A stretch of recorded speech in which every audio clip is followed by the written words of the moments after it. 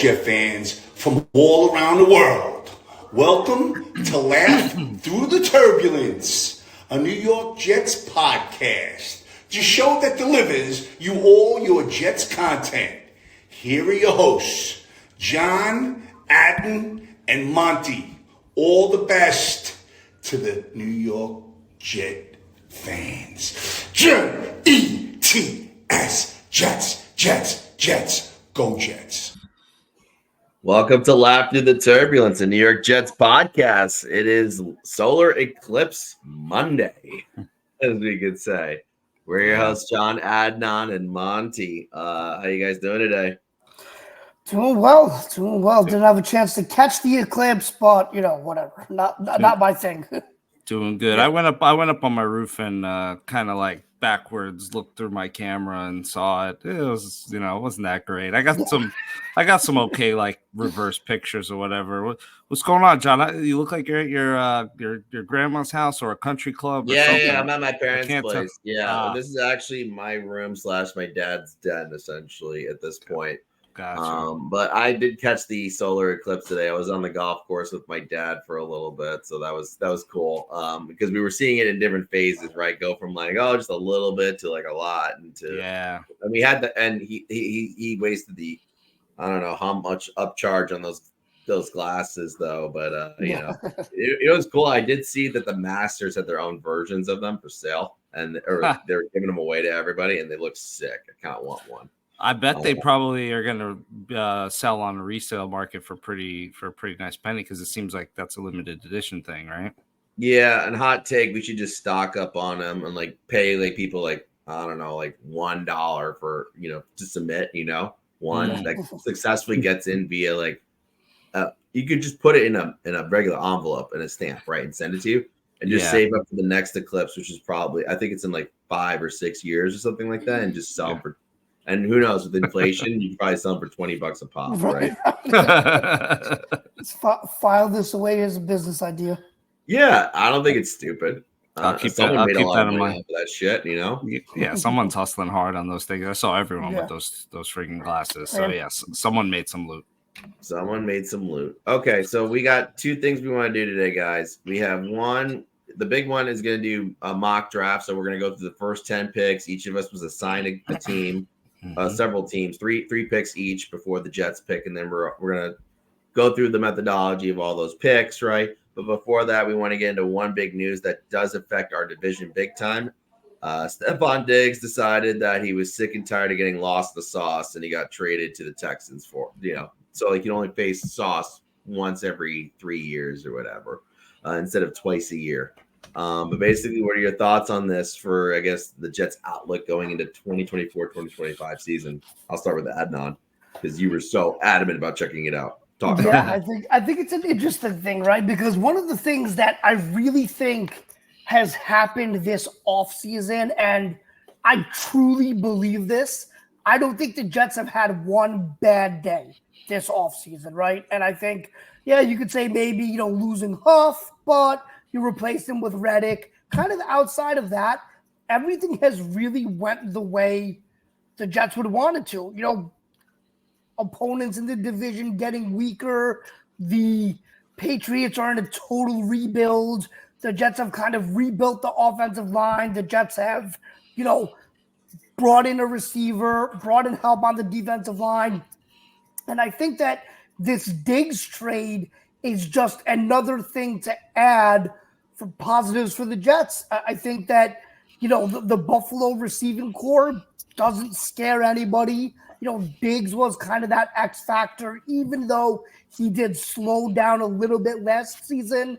I just think this is a big deal for the Jets, even if, Buffalo does go ahead and draft a receiver, that is what it is. I'm not worried about it with the Jets secondary. So I think this was just another good thing to happen to the Jets. And again, I've said it all offseason. As long as the Jets stay healthy, they're the best team in the AFC East.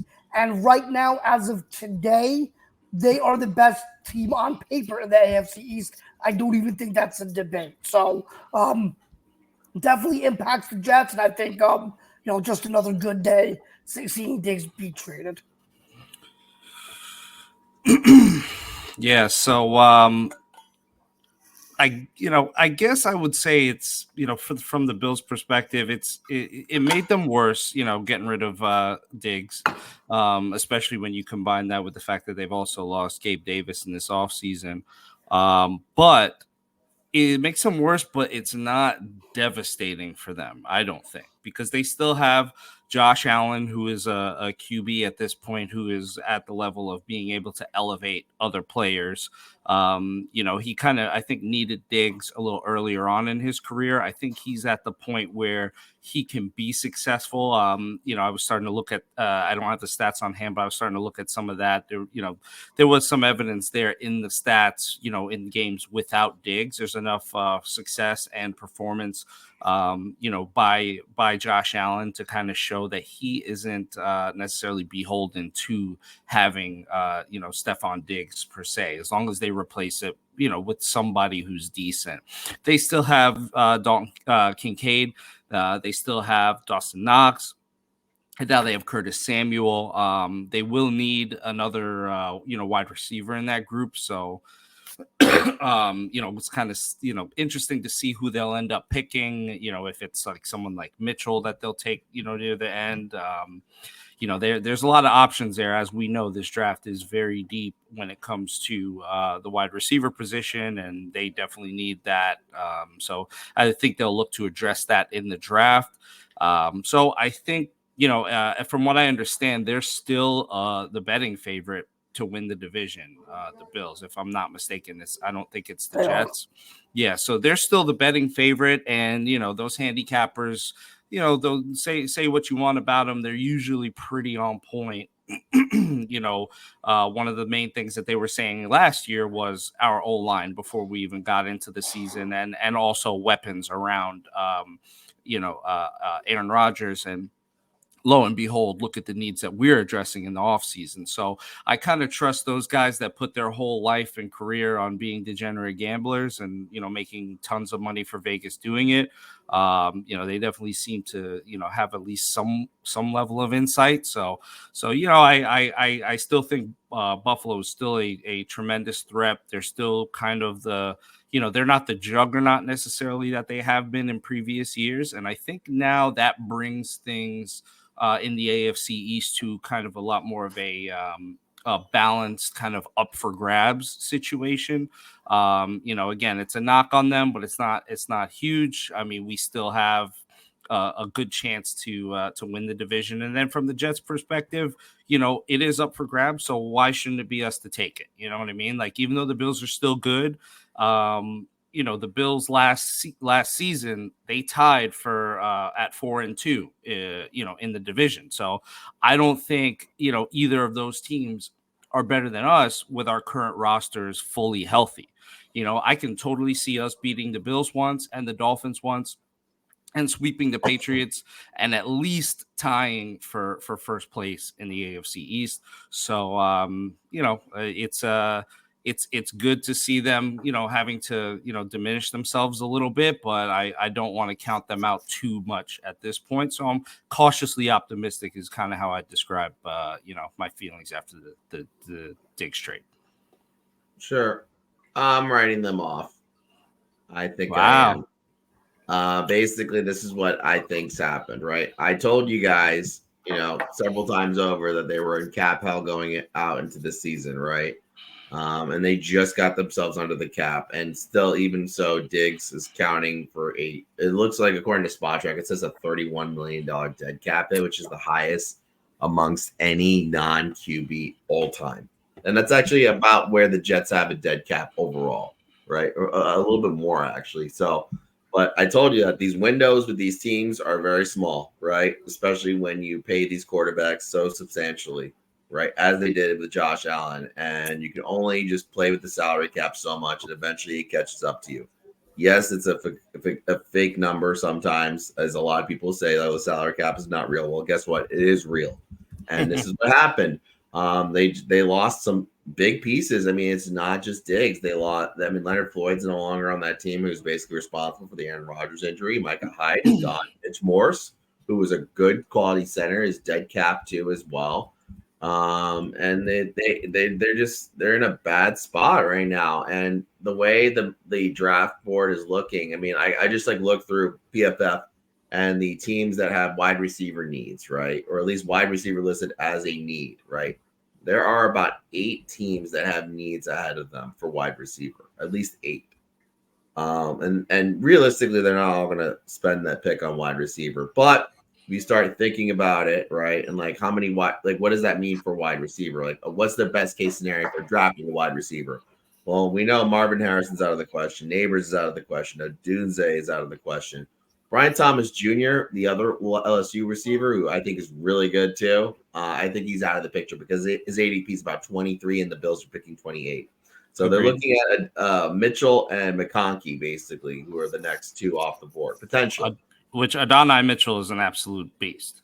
He is, but is he enough to basically, be a wide receiver 1 or like a 1A, 1B with Chris Samuel? I just don't quite see it. Maybe. Yeah, but here's the other thing about that team. If you notice, at the end of last year, they went towards becoming a very run-heavy team when Joe Brady took over and they took out Ken Dorsey, who I loved because he's a Miami U guy. But I think that team is just going to be very different looking, I guess. I think it's going to be run first, and that's just going to be their style of play going forward, right? And then Josh Allen's going to have to do stuff with his legs occasionally when the pass doesn't work out, which I think is going to happen more often than not. Screw it. Fantasy football take. He's going to have more rushing yards than he's ever had in his life because he's not going to have anybody open, at this point. I honestly think the Bills, I think them being top dog, I think that's done. I agree with that. I think it's more of a dice roll based on health now with the 3 teams that we know are contenders: Bills, Dolphins, and Jets. And Dolphins, I think, are a step below both the Jets and the Bills. So I think the AFC East is ours to take at this point. And I'm good with that. I have a lot of Bills fans. I'm sure we all are, us all wearing green and, being on this whole Jets podcast and all. Yeah. Pretty sure we're all very okay with that. And not that pussy green that the Miami Dolphin fans wear, I don't even call that green. That's like I don't know, bitch blue. Yeah. It's not even, it shouldn't even be in the same category as our green. Yeah, no, that's true. That is very true. I will say that, John, I do agree with you. Like, I think their window is shut. I do think that with all of those losses that you had mentioned, I just don't know how they, recover from all of that. And it's going to be interesting. I think the Jets are the team to beat in that division. I really do. They have to nail it in the draft. That's literally what you have to do. Like you have to go above and beyond your asshole in order to fucking draft like that. Like in order to really do it. No, it's true. Like you gotta hit home runs in the draft. That's pretty much it. And honestly, the track record doesn't really give me that much confidence that they can do that at this point. Yeah, besides Josh Allen, name a pick that they've had in the last 6 years that's really, really hit. I mean, if you look recently, right, Cook looks like he's the real deal. Kincaid looks like he's the real deal. But I mean, with that said, I agree with you, John. They don't have the picks to do this, obviously, but they're going to need like a Jets 2022 draft to make up for all the losses that they've had. And I don't think they have the ability to do that. Exactly. It's a tough situation they're in. And you know what? I will say this, of the 3 opponents in our division, their fans are probably the coolest. I agree. That I dislike them the least. Agreed, 100%. Yeah, for me, it's Pat's the worst, and Miami are very, very, very close. Very close. Yeah. Agreed. Yeah. Okay. So I guess now it's time to do a mock draft. So basically, what we did, and we have PFF over here on the side over here, and I'm going to just arrange the screens in a way. But basically, we're doing this through PFF, and apparently, according to Adnan, we're allowed to do this. I have it in writing from PFF that we can do this. So. Chief Compliance Officer. Yeah, Chief Compliance Officer. Note that we all have a bunch of different titles here, but we've decided that Adnan is going to be Chief Compliance Officer. Got to keep us out of jail, Yeah. Okay. So I don't have the order of what, but basically the way we did it is we have the order here, right? And we basically have the all the teams in the top 10. So and luckily it's 3 teams each, given that or 3 picks each, and given that there's 3 of us, right? So that math worked out very well, and each of us was assigned a pick. And one of us was assigned the Bears twice, so they had 2 picks of the Bears basically. And we're basically going to run through this, right? So I guess we'll start with the person that has first pick, and we drew names out of a hat. It was all exciting and shit. Or I actually did in Excel because I'm a nerd. But Adnan, you have, and we're going to try and do this with no trades whatsoever, and then talk about maybe trade opportunities, but still do the picks as so. But Adnan, you have the first pick as the Chicago Bears. Yeah. Dun, dun, dun, dun, dun, dun, dun. And I think, I think this is probably the easiest pick to make in this mock draft. But I think we do kind of have to run through some different scenarios with the Bears, right? And I think one of the things that I do want to say about this pick is there is so much nonsense leading up to the draft. It's draft fatigue, overthinking. You hear reports that the Bears might take Jaden Daniels, which absolutely not. ESPN, people on NFL Live, are still debating should they take Caleb Williams or Jaden Daniels. I think the answer is clear. I'm just going to go ahead and make the pick because it's that obvious. With the first pick, the Bears select Caleb Williams. Whoa! Wow. Hot take. Earth shattering. The guy with the highest floor and the highest ceiling at the most important position. Easiest pick to make. All right, Adnan, are you sure? I think I'm sure. All right, fine. It's draft. All right, congratulations to the Chicago Bears. With the first pick of the 2024 NFL Draft, the Chicago Bears select Caleb Williams, quarterback, USC. Congratulations to the Bears. Are you going to do that for every pick? Because I hope maybe. not. I don't know. If I get bored, I'll just stop and do it. Okay. So now number 2 on this slot would be Monty, right? So Monty has the floor for the next pick. Yeah, so looking at Washington, I mean, it's been kind of tumultuous for them. They had Howell, and they had a rough year last year, and so now it's like, what do you do? Well, I mean, it's pretty obvious what you do. You get a freaking quarterback. I mean, that's just kind of that's the consensus on the internet. That's the consensus among their fan base. That's the consensus in the mock drafts. I ran about 6 or 7 of these on various different websites just to kind of get an idea of like what was kind of what was ending up being picked. And I think I'm gonna have to go with what the kind of the most common pick that I saw coming up in the mocks, and also coming up from my friends who are actually Commanders fans, and it seems like Jaden Daniels is going to the Commanders. That's my pick.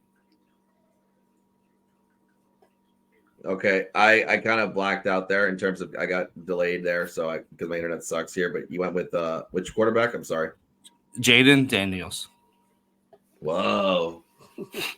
Dun, dun, dun, dun, dun, dun. All right, whatever. Okay, yeah. Adnan, do you think that's the right pick for them to go with Jaden Daniels? It's hard to go wrong between him and Drake May, but Yeah, I do think it's the right pick. I think one of the things you have to look at with the Commanders is they do have good skill players, right? Yes. Terry McLaurin's a beast. Jahan Dotson is a very good number 2. Their running backs, Brian Robinson, and now Austin Eckler. So they do have some weapons for Daniels to work with. And I think he's more pro ready than Drake May. So I think it makes sense with those weapons for him to kind of go there and just be able to hit the ground running. So yeah, I would agree there, Monty.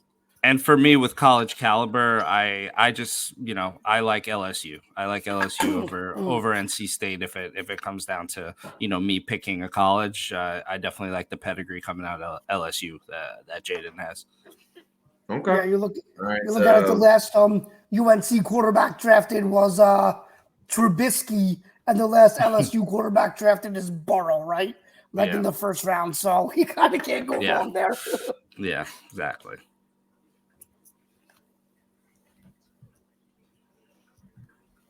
John, I think John froze. John, you froze up? Up. Don't worry, I paused it. All right, cool. Okay. Sorry about that. My internet is just really bad here, but we went with Jalen Daniels. All right, so LSU higher upside. Okay, cool. It's all right. We powered through it. Yeah. That's this is my bad, guys. I am deep in the deep state of the Hamptons right now. Okay. So basically, here comes the Patriots. Well, luckily for them, they also need a quarterback too, but they're also thoughts out there. They go wide receiver, right? But I think they are relieved that Jaden Daniels is gone because they would prefer a white quarterback, being that they are. Listen, I don't disagree with that. I mean, we know what Boston's about. Fun fact about Boston: they were the last team to feature or New England to feature a black quarterback in a game. Yeah, they were the last ones. Not surprisingly. Not surprising, yeah. So they're happy to go with the guy that looks just like he literally looks like fucking Trubisky. It's fucking crazy. He kind of does. He does. Like they just look the same. So this pick's fairly easy. Drake May, I think he's got a good arm. But honestly, with me, if I was the Patriots and I didn't like what happened in the first two picks, or basically the second picks, the first picks, no. I would think they would want to trade back at this point. Maybe if they like someone a little bit better that they can get later, right?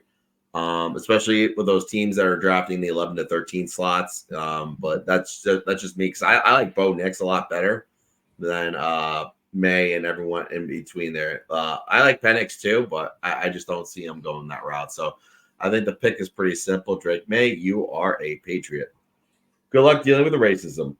I think it's interesting for May to go there, right? Because I think he is the one guy, while he does have all the upside in the world, it would probably benefit him to sit behind Jacoby Brissett for a little while, especially with the fact that they're the opposite of the Redskins and they have zero weapons, right? So throwing that kid into the fire is probably not advisable. So I think this is a good move with where he's at. Sit him behind Brissett, let Brissett take the lumps, and then, go into next year with a guy who has some, just sit down and relax time.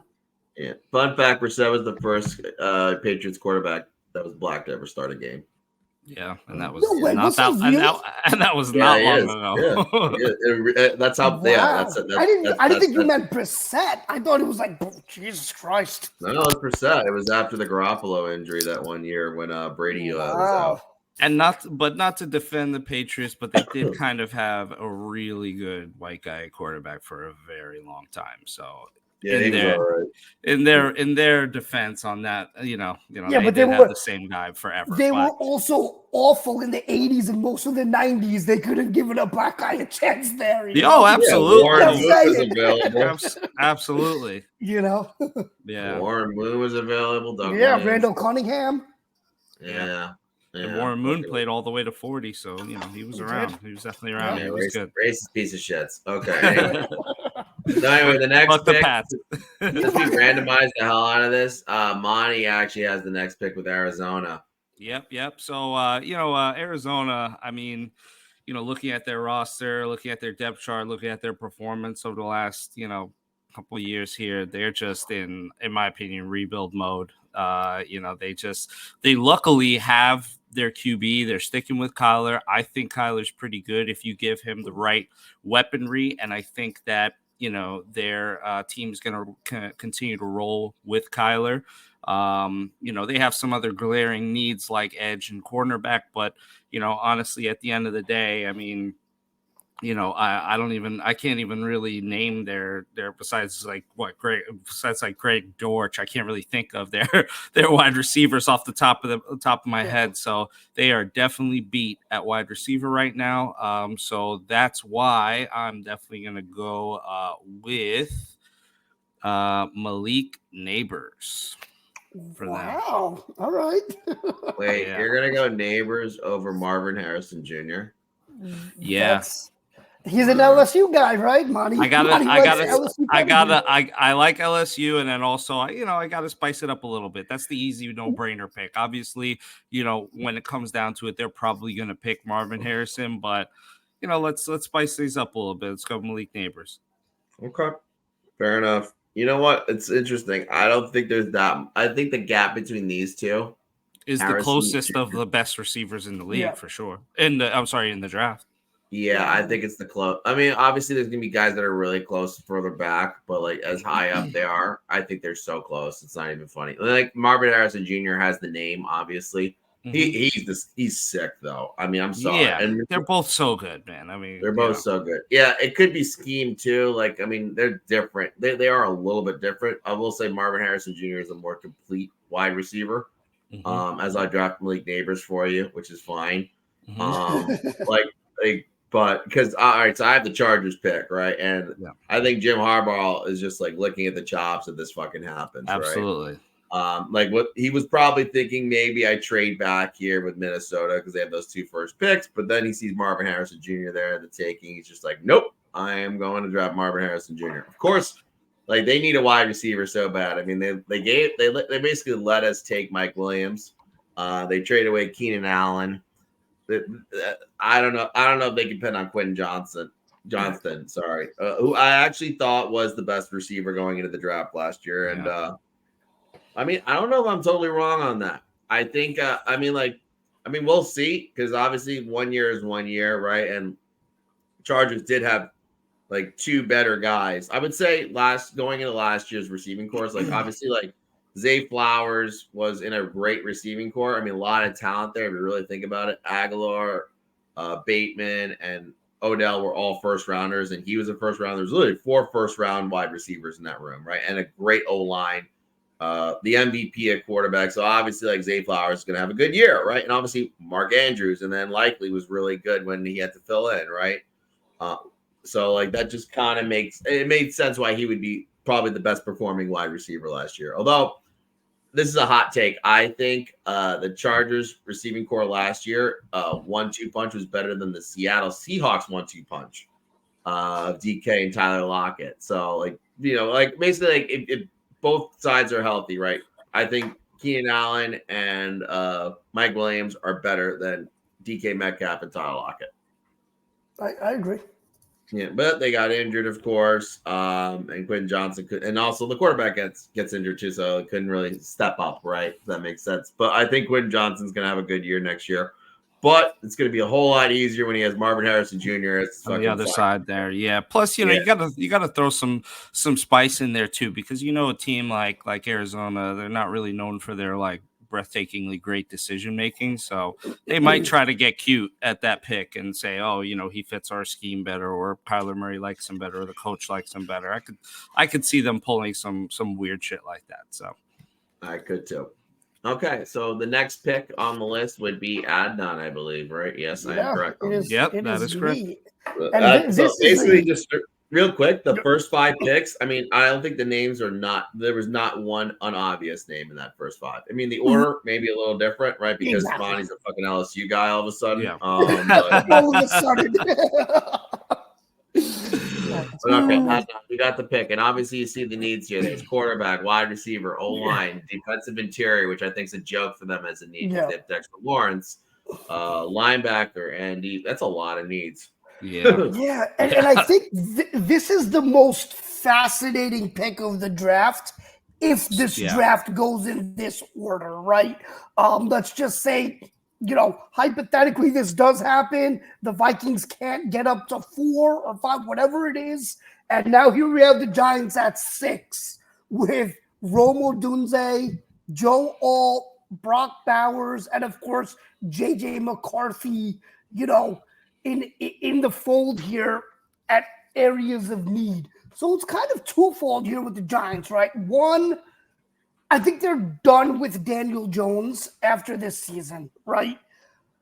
But they also have really nothing on offense, right? They lost Barkley.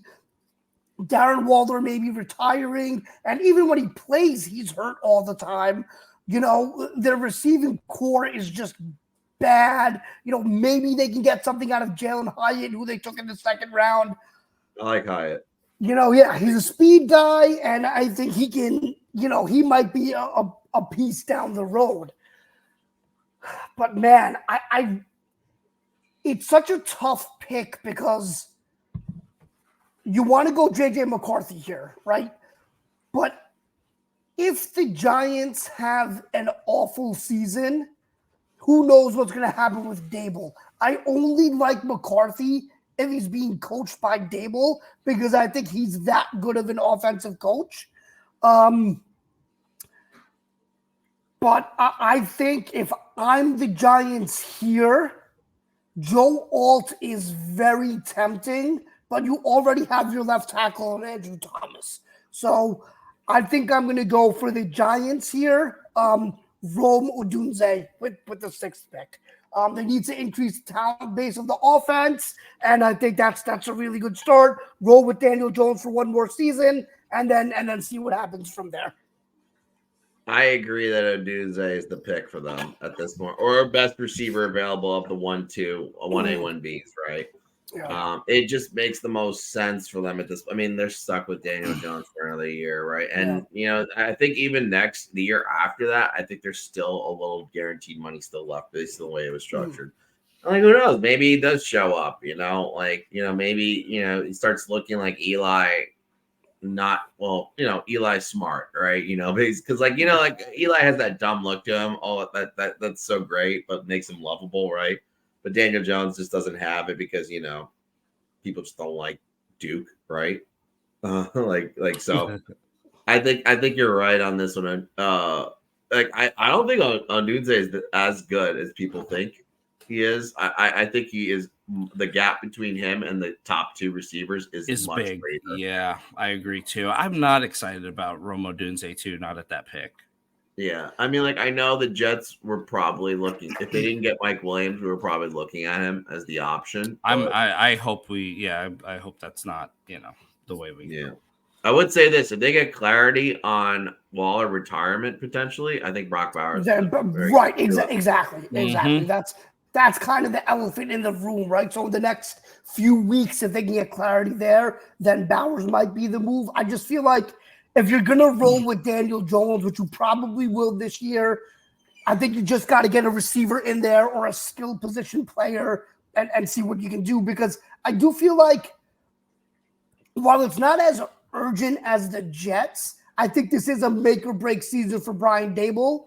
And I don't think he can draft a quarterback at 6 and just have him sit behind Jones, right? Because I think Jones is playing no matter what this year as long as he's healthy. Yeah, he needs it now. He needs to win now. Yeah. Mm-hmm. Okay, so there's the pick. Dun, dun, dun, dun, dun, dun, dun. Okay, so I believe, Monty, you have the next pick. I think this one's fairly obvious too. I do. Yeah, this is a very, very obvious pick. I mean, you got a rookie there, a young inexperienced guy in Will Levis who, has had a little bit of a rocky start, but, per sharp analysis, he was sacked on 9.9% of his dropbacks, which it was ahead of Young, Wilson, and Justin Fields. I mean, those are the only people that were worse than him, in that respect. Additionally, he was, pressured on, let's see, it was something like, he was pressured on almost 45% of his dropbacks, which is the second highest rate in the NFL last year. Again, these are all per Warren Sharp analysis analytics. So, there's an issue there. They need some protection. And, the best guy available on the board to give him that protection is Joe Alt. So that's the pick. Yeah. Fun fact about the Titans. They had the Jets were not the worst O-line in the league last year with the Titans. Yeah. Yeah. Like Monty wants to remind us, a former Keith Carter offensive line, and the Jets were right there to the bottom. You could argue they got worse without Keith Carter. Yeah, well, I mean, maybe he set some You could argue that. I mean, come on, it's I look at it I look at it kind of like it takes a little while to recover from the previous Right. regime. So Yeah, just but they like did just spend a first round pick on Skronsky, They did. I didn't blame Salah and Jody for what was going on in the first year of them being in charge over over in New York. It's hard for me to blame what comes after the wake of Keith Carter. That's Monty's guy. Watch, the Jets are gonna have a top 5 offensive line, and Monty's gonna be furious. Yeah. I can't No, believe he. I can't Yeah, all believe of a he did sudden, it. Keith Carter, the fucking genius. I'll be happy to be wrong, and then we'll know it's not Keith Carter. But Yeah, that would be All nice. right, But Alt's the pick. I think All Alt right. is the pick. And I mean, him and Easily. Skoronski at the 2 tackles. I mean, that's gonna be a strong. Skronsky was a tackle guard last group. year. He was a guard Yep. last year. Would they might move him though, right? But nevertheless, Alt has to be the pick there. So that's right. yeah, All right, fair enough. Alt the pick. It sucks. I think he's the best lineman we've ever seen coming out of the draft. I really do. Okay, I guess it's my pick now, right? All right, so this is where it gets really interesting because I think, and this is a team. I think Atlanta is going to be very good next year. Like I said, I kept saying, like I think in our group chats and a couple episodes every here and there, that like this was the team. If any team was gonna go for Kirk Cousins, this would have been the team. And because people were saying Justin Fields, right? Because he went to Georgia and all that. And he's from Georgia, and well, he went to Georgia and then he transferred to Ohio State, right? But like I was just like, no, Kirk Cousins would be the one right here, right? Because their offensive line was very good, so he could just sit back there and do his thing, right? So I think their offense is set right now, and like so, no matter what, and also the needs little thing over here says it best, right? D line and cornerback, right? And D line is not specified by either position, tackle or edge, right? And I actually thought Atlanta was going to be the one to make the move for Bryce Huff. I thought that made the most sense. However, when you look at these guys that are kind of around here, and I'm going to filter here, right? Let's see if I can go. I can do D thing, and then I'm also going to do edge, right? Let's see if it can give me both. I mean, this is kind of what you're looking at right here, right? Newton is good, right? Don't get me wrong, right? But the guy that really fucking throws me off here is Byron Murphy. He's fucking nasty. so good. He is so nasty. But like, can you justify taking a D tackle over the best edge available? Who's probably going to be? I think it's Dallas Turner over Latu, but I think they're equal here, right? And I think this is where things get really interesting, right? Because like they have Grady Jarrett in the middle already, right? Who was hurt last year, right? And they don't really, but the thing is, they really need an edge more than they need a D tackle. So it would be a lot more of a luxury pick if they can get a D tackle to pair up with Grady Jarrett. I think that'd be disgustingly nasty. But I hate to say they got to go edge here. An edge presence is just too important, right? It just is. D tackle's great, right? I mean, like Quentin Williams, like I even thought when we drafted Quentin, right? I thought we should have taken Josh Allen that year. Just because I thought the need for edge was just so much greater. And it turned out to be, but then the Jets fixed it over time, right? Which then maximized the guy like Quentin, right? Like in order for someone to be that appreciably great in the middle, they got to be basically what Aaron Donald was when he first stepped into the league, right? Which was disgusting. And it took time for Quentin to develop, right?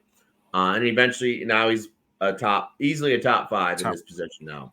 Yeah. But maybe even top 3 or 4, Yeah, but the whole time we were saying, hey, like he wasn't getting maximized because he didn't have an edge presence, right? So and like his best edge was, I guess, John Franklin Myers, and they brought in Lawson. Lawson got hurt, so that was a wasted year, right? So it really took a while, and then Jermaine came in, right? And then that was like, that helped too. And then Bryce Huff emerged too. So all of a sudden the edges were present, and that really helped develop Quentin. So anyway, now we got Riddick. Yeah, now we got Riddick, which is lo and behold, I think Dallas Turner's the pick here. Alabama pedigree, keep him kind of close to home. I think that's the pick. Yep. You guys disagree with me on that one? No, I mean, yeah, I listen, obviously there's a case to be made for Latu, but honestly, I like Dallas Turner, better personally. I think, he's just got, playing at Alabama, you play against, I think, tougher competition than you do at UCLA. So I'm going to go with the more battle tested guy in Dallas Turner. So I agree with you. Yeah, same. And I think, for some reason to me, like UCLA doesn't scream NFL success, and I think if you can get an Alabama guy at a position of need who's been, excellent for them, I think you got to do it. And John, like you said, their offense is set, nothing they really need there. So yeah, I think this is the right pick for sure. Well, I wouldn't say UCLA is not a success in the NFL. I mean, I guess what they're most famous is Troy Aikman. Is that right? Probably Troy Aikman. I can't think of anybody else. Yeah. Okay. Anyway, it doesn't matter. Dallas Turner, you're the pick. All right. So I guess Adnan, you're back at it again. Now this is where you have a lot of options. Yeah, this is a very interesting pick, right? Just like the Giants. So I think the way the board fell, you can kind of take wide receiver kind of out of it here because there isn't a receiver worth the 9th overall pick here. So you kind of have to take that out. Now, I know everyone's going to say, Brock Bowers is sitting there. They could use some, all the offense they can get for Caleb Williams. They did just sign Cole Kmet to a 4-year, $50 million extension with $32 million guaranteed. So I don't know if you invest another piece at the tight end position. They seem to like him a lot there. I think the one thing on the Bears defense that was missing was kind of that edge rusher. And it's something that, they can definitely, use. And with the defensive staff, I think you do have to give them some weapons as well on the defensive side. Last half of the season to close out the season, the Bears defense was very good. And I think you've added to the offense. You've got your quarterback. You've got your receiver. They have a pretty decent offensive line. They went offensive line in the first round last year. So I think the pick here for the Bears is going to be Jared Verse out of Florida State. I like him more than Monty. I agree with Monty. Florida State has played in bigger games. They played, LSU twice. I just think that, he's been on the radar for a while now, and I just think he's a really good fit for that defense. Yeah, and that Florida State team he's coming off of was just tremendous. Obviously we know, the whole controversy of them getting quote unquote robbed and blah blah blah. And all those guys were it was just such a stacked team, So yeah, I trust it.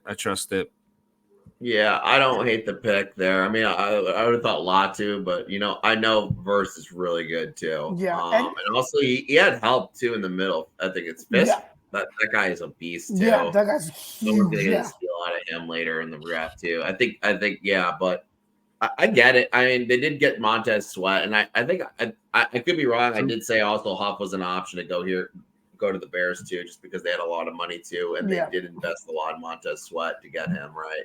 Right. But yeah, I think they got to go for another edge just to kind of complete it out. Exactly. And yeah, I mean, Oh, go ahead, Mom. Sorry.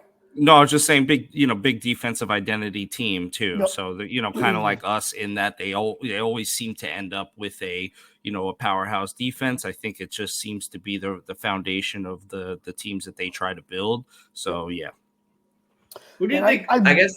Who do you think is the ultimate powerhouse defensive franchise? I guess is it them or is it the Steelers? I think it's the Steelers. Steelers. It's got to be the Steelers. Man, it's the Steelers because really, like outside of the '85 Bears, like the steel curtain was the steel curtain for years and years, right? And then you also even right have now this iteration. Even right now, their defense is excellent. Yeah. So I would say it's the Steelers, but because of the '85 Bears, I think the Bears have to be 2. Yeah, could be Steelers, could be Ravens. Even if you really think about it, I don't think the Ravens have ever had a bottom half defense ever in their franchise. I mean, it's been a shorter franchise history, but yeah, that is another good that is another good suggestion. Yeah.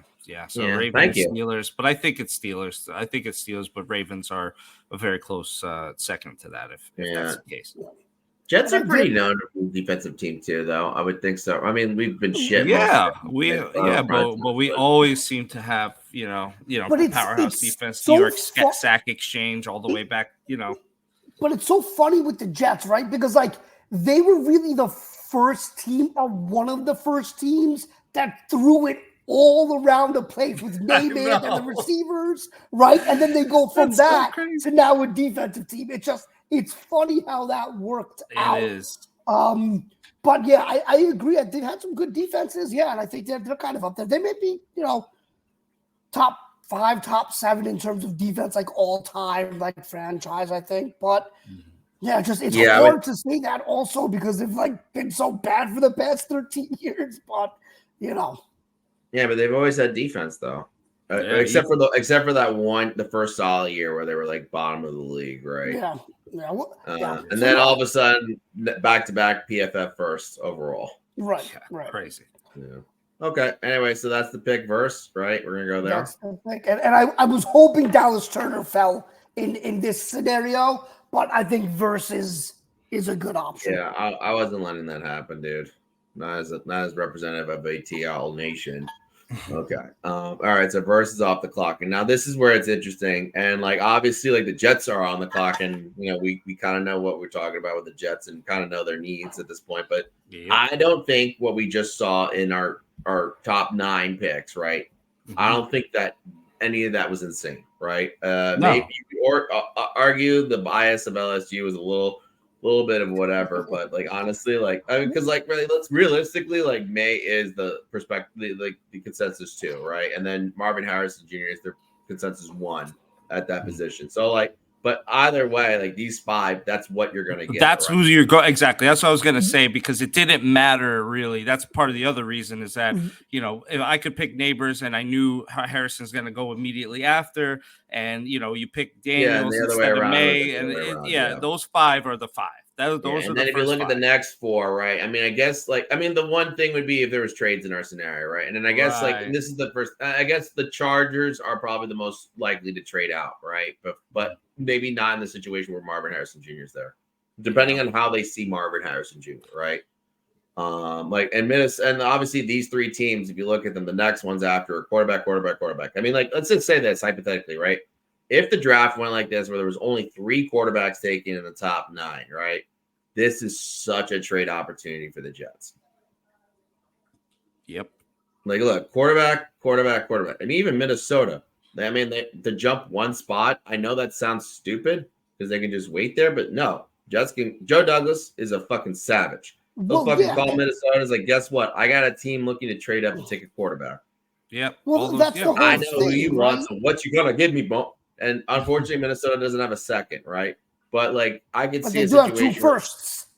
Yeah, but there's no way they're not going to give us both first. You want that quarterback, and we're giving it to the Raiders. Yeah, right? that's a bit of wishful. That's a bit of wishful thinking. Yeah, there, I know. I mean, that would be some Hall of Fame shit right there. To basically move back one spot, get the guy you're going to get anyway, and then take pick 23 as well, which is conveniently ahead of the Bills, which is just fantastic. Which is just awesome. I know exactly because then you could rob them of their pick too. Yeah, and then you could take 23 and I guess the 3rd and package it and move ahead of like another team, right? And then just like imagine getting like Fatanu and like Mitchell, Adonai Mitchell, or someone like or that. Brian Thomas or somebody like Brian that. Thomas, if it even fell. Yeah. Okay, so now I guess this is how we're gonna do it. Each of us is gonna have a take on this, right? And then we're gonna vote basically. And I guess we're gonna each pick a guy, and then we're gonna assign basically how much do we like it or whatever, right? After that, right?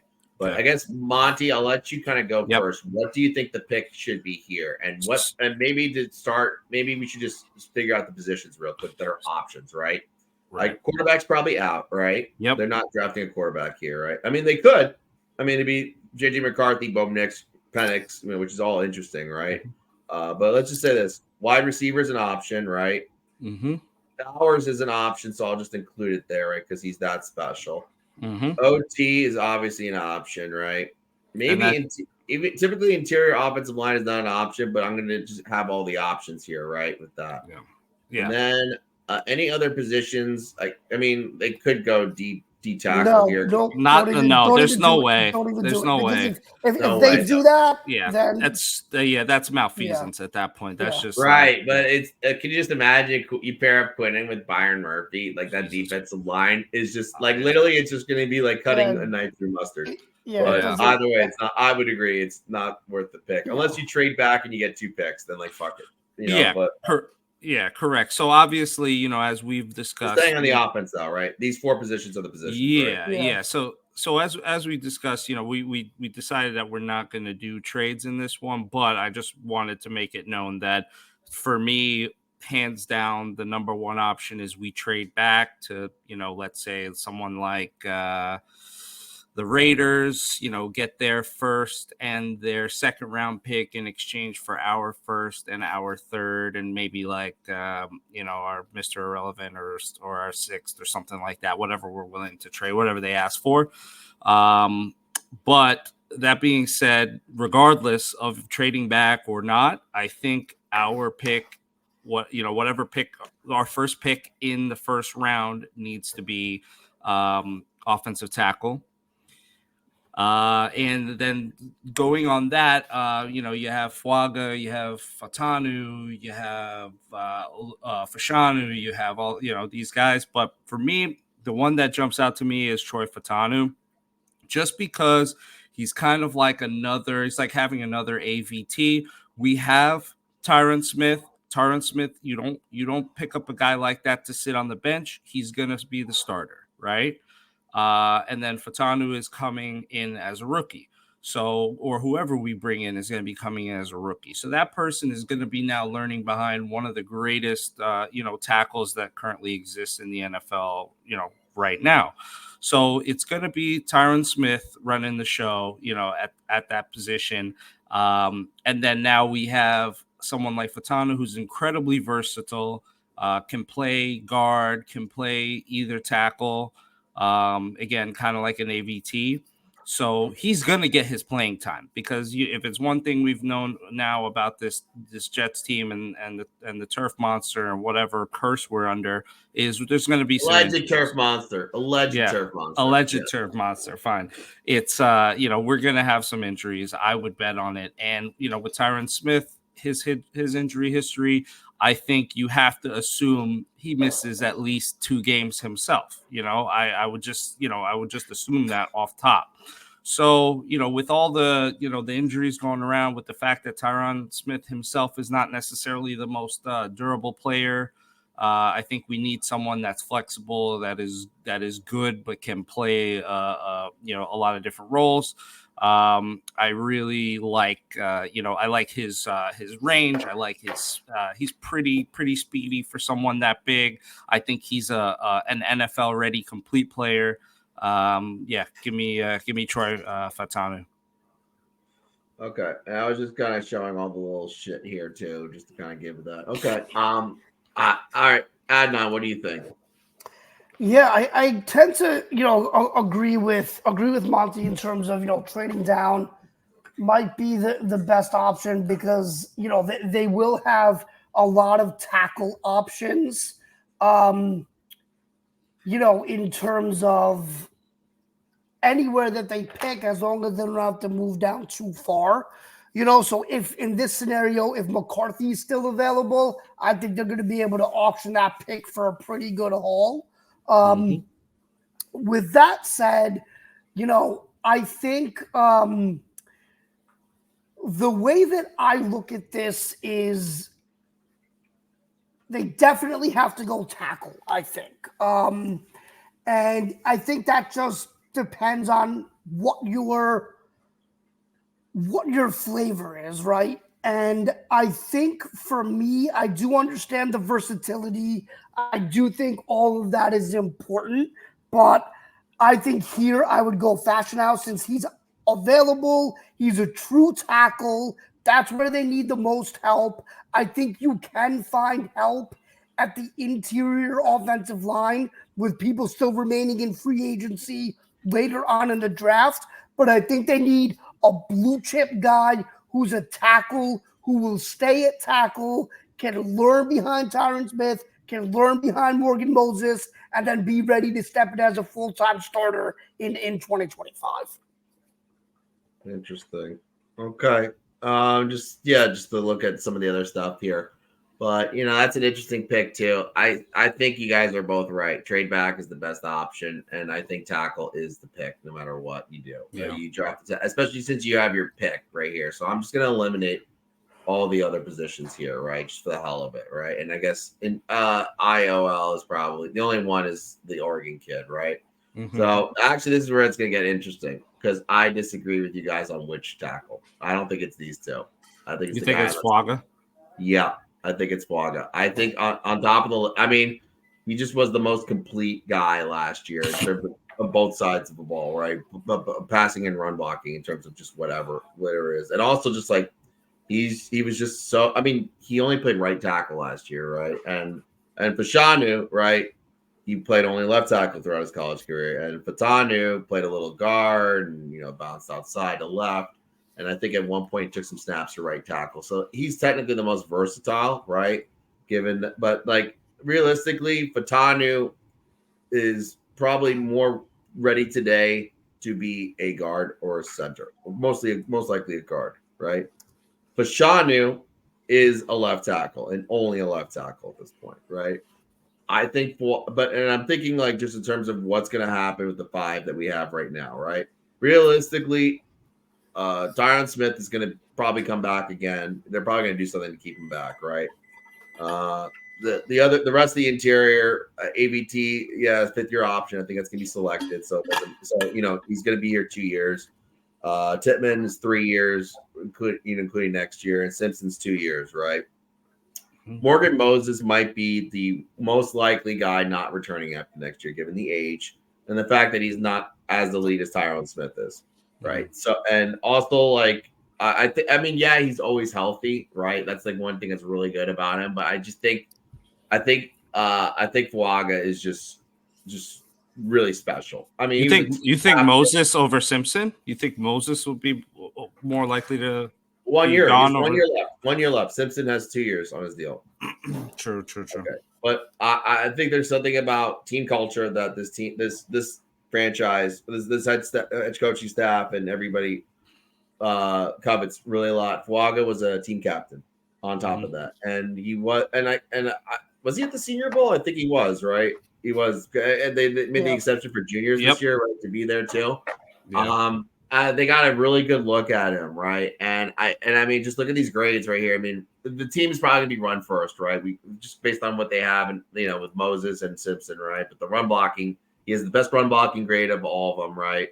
Pass blocking grade is still outstanding. The sack numbers, I mean, yeah, look at that. Look at that for sacks. Mm-hmm. Yep. 0. Yep. That's nuts. So I think for me, right, is when I look at this pick, I think you said it, John, right? Morgan Moses is more durable at right tackle. You gotta have somebody who's ready to step in and start at left tackle for the games that Tyron Smith is going to miss, because I think that's inevitable, right? And when you look at Fash now, he was a team captain as well. He was a Lombardi Award finalist. He's a true consummate left tackle. And I think if you look at like where the Jets will need the most backup help, I think it will be left tackle. So I think you need to have like the guy who can be entrenched there as your left tackle in waiting, as opposed to a guy who plays right tackle. Can you really move him to left tackle? Do you want to trust doing that? I just think you need somebody who can step in left tackle if Tyron Smith goes down. I get it. I think Fuaga can too. I think that's the thing. I think it is just the way they But my question is, has he, right? Like Fash now has done it, right? Against Michigan and Ohio State and Iowa's defense, So I just think that he's you the pull guy, up you pull up Fatanu too. Yeah, or not. Let's go to the Yeah, might as well. Just look at the teams, right? I mean, that's the thing. The grade is really not good on the run. Pass blocking is very good, right? Yeah. In terms of the snaps, it's pretty much all left tackle except some left guard mixed in, right?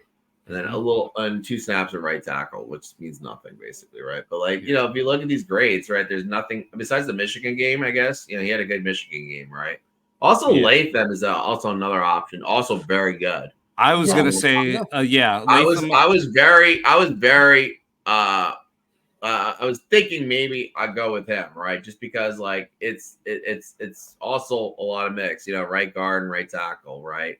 And like some of these games, he was just really good, right? The Georgia game, you know, quite good. And the Michigan game, yeah, he gave up 1 bad sack, but like it really wasn't that bad, right? Yeah, Mims is where I start being not as excited about tackle. I agree. Right at Mims and after like Barton. I'm not really excited about those guys. Fuaga, Fashanu, Latham, obviously Joe Alt. Any of those 5, I am through the fucking moon. Yeah. I just like Fuaga. I don't know. It's maybe it's the face paint and all that shit too. I like all those. I like all these guys. I just, you know, for me, what I was looking at again is just I'm assuming, you know, I said, you know, you plan for the worst, you know what I mean, and you hope for the best. So I think that we saw the worst last year, but we might see it. We might see it again. You know, we might see some shadows of it because again, it seems to be there's some issue with, you know, I don't know if it's turf, I don't know if it's the way we train, I don't know what it is, but our offensive line can't stay healthy and our team can't stay healthy. So I think that when you have an injury risk like you have an injury risk like Tyron Smith, and then you also have AVT, who's been, you know, out for 2 seasons in a row.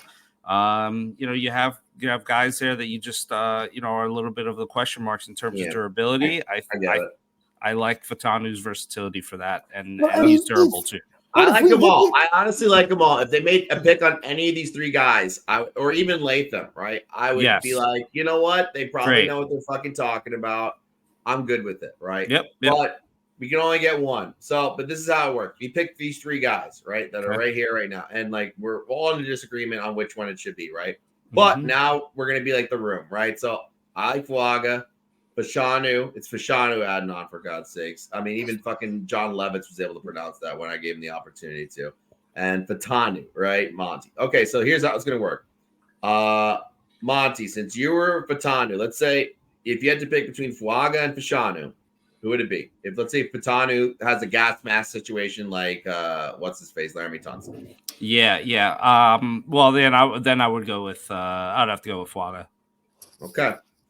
Adnan. Let's say if Fashanu is not the pick because, I don't know, maybe he got drunk with like 16 hookers or whatever and got arrested for something. Okay. If you got to go Fatanu or Fuaga, who would you go? I'll go Fuaga. Okay. Yeah. Me. If I had to go Fatanu or Fashanu, I'd go Fashanu. Just because I don't think Fatanu is as elite as the other 2. Mm-hmm. Okay.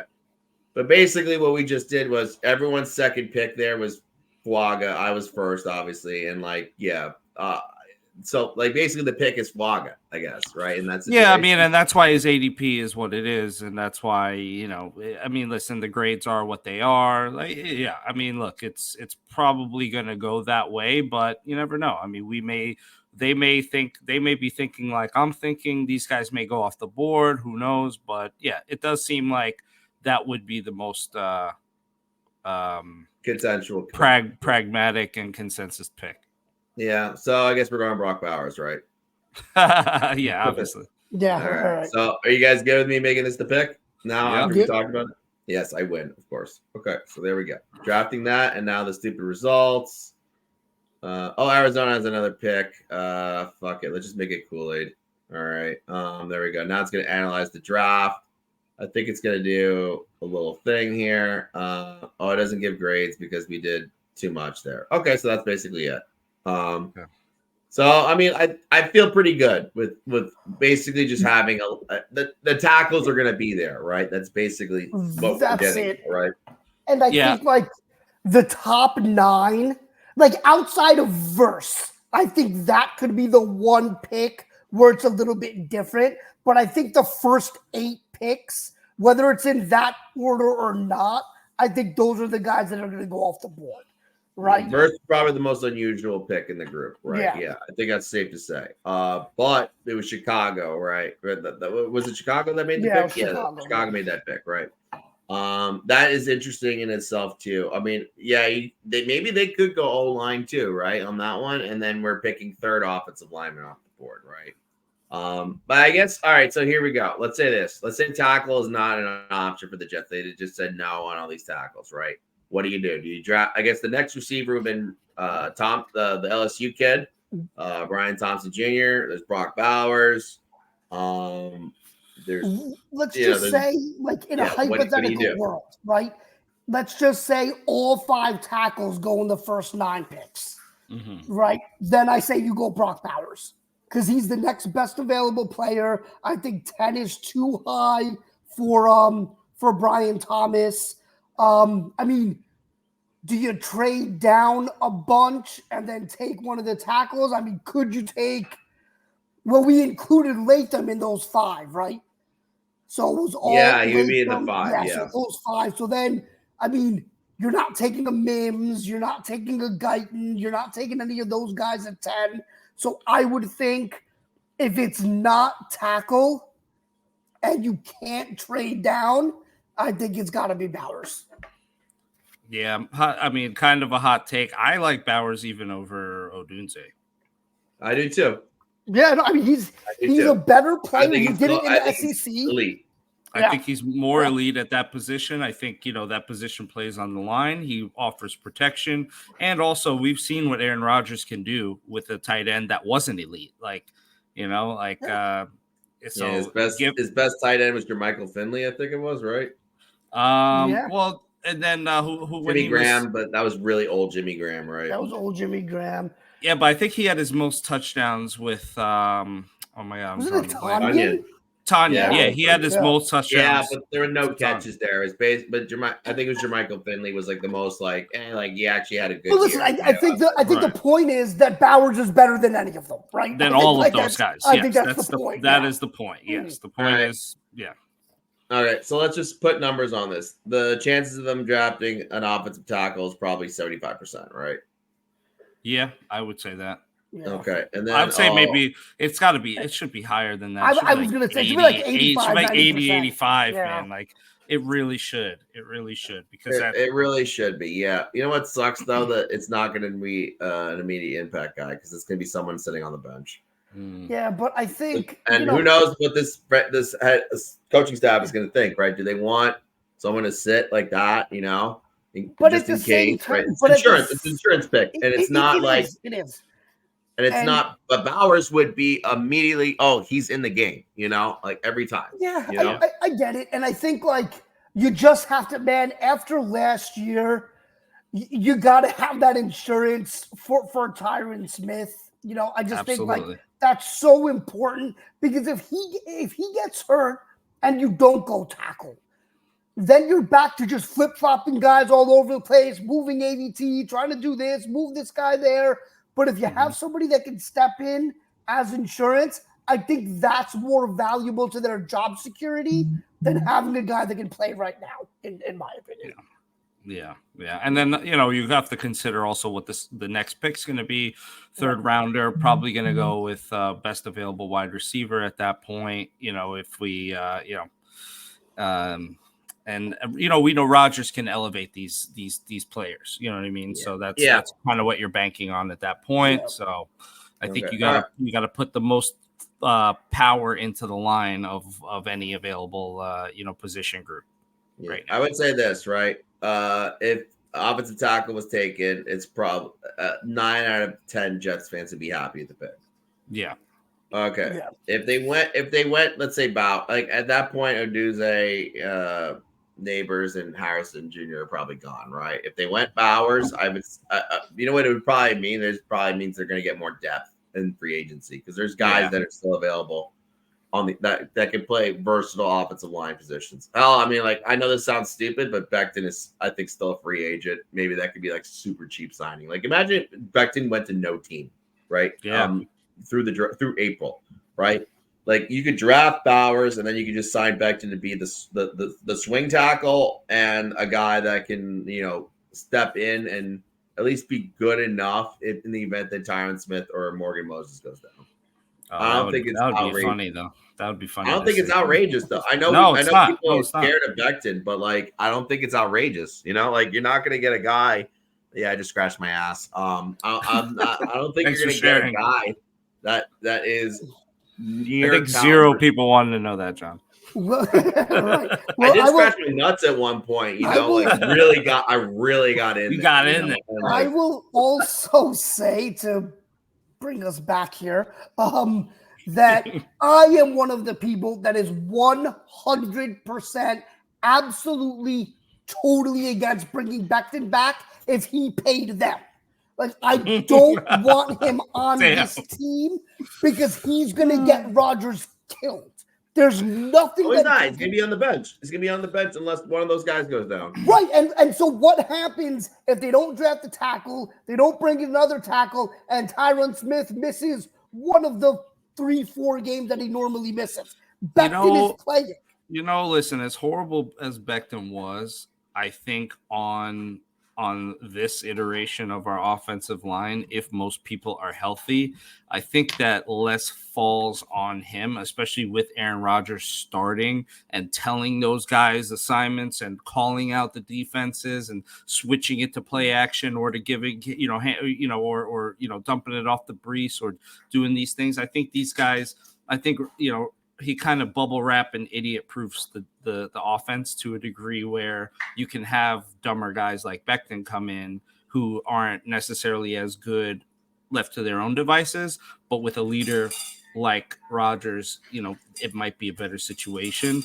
Good enough to where I'm okay with him being a backup swing, not good enough to where I think he should ever start on our team. Yeah, but in that situation, as I said, you could draft Bowers, and then all of a sudden, like you're really loaded at the skill level position. Yeah, dude, I don't know, man, because you know what happens with this team, man. Becton is going to play meaningful snaps. There's going to have to be someone in that role to play meaningful snaps. And I'm sorry, you're not winning football games if Becton is playing meaningful snaps. I think you gotta look at best available. You know what I mean? If he's best available, then you gotta take him. If he's not, then he's not. Best available is relative, right? I mean, if you're the best piece of garbage in a landfill, you're still a piece of garbage, right? Yeah. Like that's so. I just don't think you can bring Becton back. I think the other piece of it is like, I don't know, man. If Douglas wanted to bring him back, he probably would have brought him back by now. I think it's one of those things, kind of the same thing with Zach, where it's like, we need to make a clean break. Like, we can't have Zach or back because they're representative of failures in the draft, right? And I think hanging on to these guys is something that I don't think Douglas would have any appetite for. At least I wouldn't if I were him. Okay. Fair enough. Well, I guess we'll fuck around and find out, right? When it does happen. But like, I'm just saying, like, hey, if the Becton's $2 million to be your backup, I don't think that's terrible. But okay, that's awful. To each his own. Tomato. Fuck the Dolphins. Okay, final thoughts, I guess. Adnan, go ahead. What do you think? Yeah, I think I think I like doing this mock draft exercise. I think we've talked about it. We'll probably do a couple of more before the draft, and I think that like, when you look at how this board is going to fall, I mean, no matter what the Jets do, man, as long as they go offensive skill position or tackle, they cannot mess this up, right? There are so many quality players there that even if they just forget it, we're taking Bowers.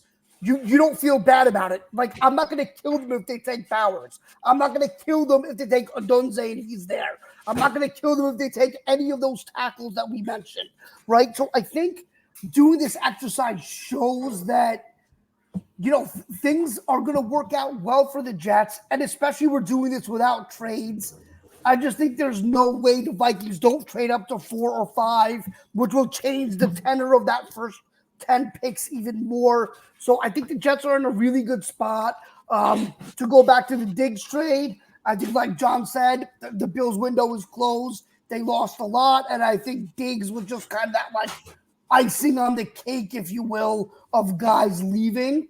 So like I said, good offseason for the Jets so far. The draft is just in a couple of weeks. So, a lot of good things to look forward to. I think 2 weeks from Thursday. So let's buckle in.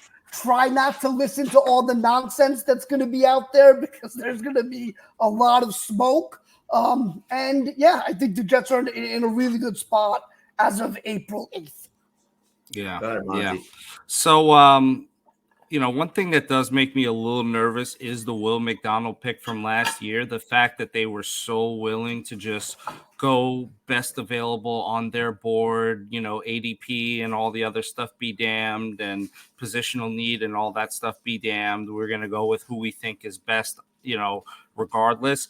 The fact that they're willing to do that, maybe they just kind of, got a little too cocky and got cute. I don't know, but that makes me a little nervous for this draft because it's like we think that it's idiot proof in that, we know our needs and we know what we need and we have a lot of depth to fix those situations. But, who knows what's going on in that brain, of Joe Douglas's.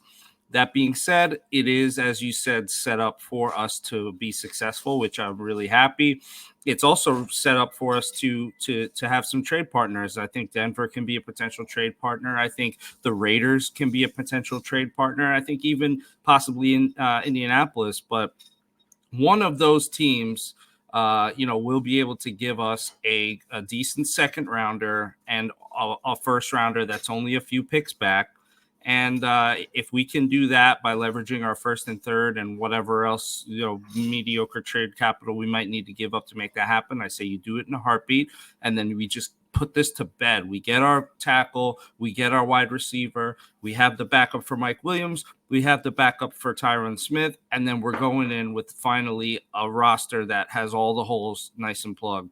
And we're in a good place. That's my, that's what I'm hoping and praying to the football gods every day, and hopefully that's what works out for us. But we'll see. Joe Douglas, he shoots from the hip sometimes, so who knows? But hoping for the best. Yeah, I think it's just gonna be very interesting. I just will say this, since most has been said already in this. If trades are made before this draft, we will do the same fucking exercise again, and it'll be fun. Because this episode will be fun. I really hope a trade back happens. I hope someone gets panicked and needs to trade up. I really do. And I hope it's with us. But if it's not, so be it. I think they'll make the right decision. I think no matter what, it's going to be offense. Offense is going to be this pick no matter what. Yep. So we'll fuck around and find out, and we'll have some fun when we do that. But anyway, as I said, fuck the Patriots. Fuck the Dolphins. Fuck the Pats. Fuck the Bills. Yeah, fuck them all. Go Jets. Thank you. Yeah. Go Jets. Go Jets.